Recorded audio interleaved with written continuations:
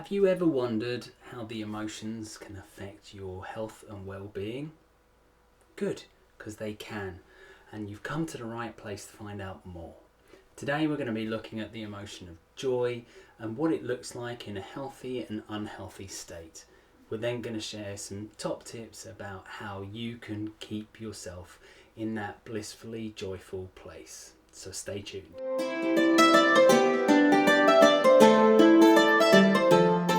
Hi, I'm Liam. Welcome to the show.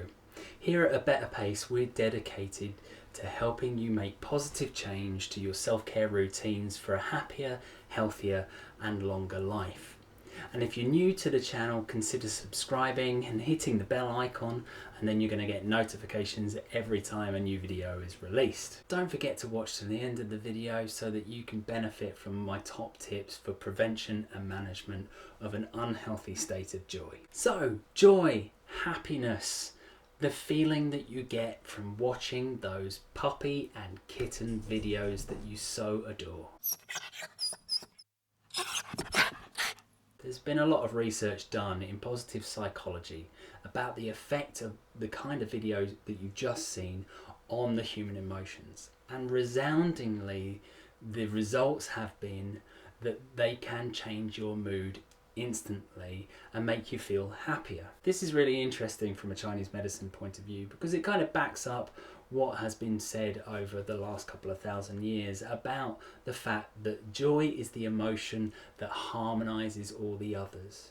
Whether you're feeling anger or grief or worry or fear, if you can tap into the emotion of joy, it will make you feel much more grounded and like your normal self. A normal, healthy sense of joy is one that is like a sense of calm contentedness.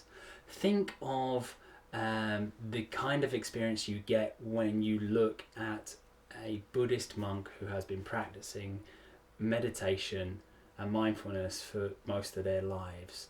They seem so serenely happy all the time, and this really encapsulates what a healthy sense of joy should be. Now, for most of us, what we think in the West as a sense of joy is that overexcited happiness that you get around special occasions, for example. When we look at the example of a child at Christmas, it's very easy to see how the energy just gets stoked up too much and overexcitedness. And this is very much the same kind of feeling that you can get in the summer months.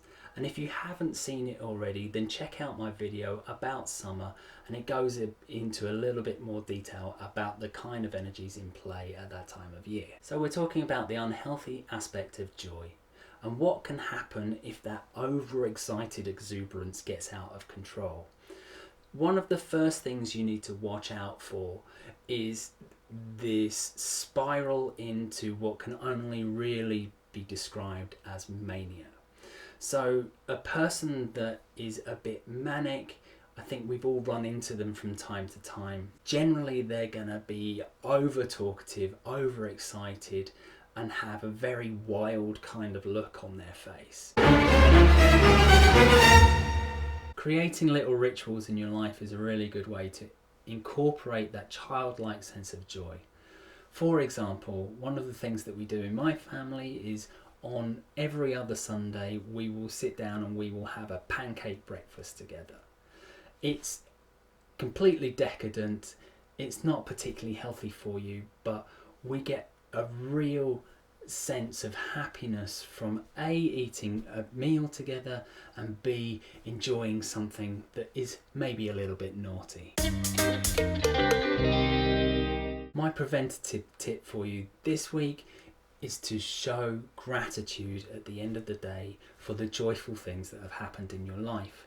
Because even on your very worst day, if you can sit down and think of 3 things that have happened to you on that day that have made you happy, you will take that with you into the next day, and therefore things will always be more positive.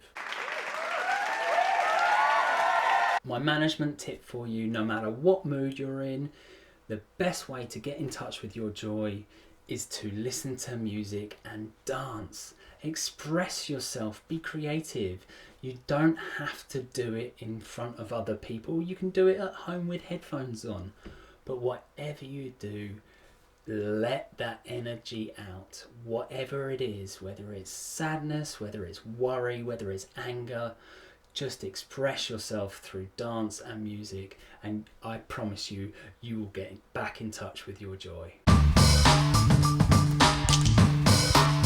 So this week's question for the day is, what is it that brings you joy? What activities do you do? What places do you go to? What people do you spend time with? How do you tap into the happiest of all your emotions? Please leave your comments in the box below so we can have a conversation about how everyone experiences joy differently. Anyway, that's all from me for this week. Thanks for watching, and I'll see you next time. There has been a lot of research done in positive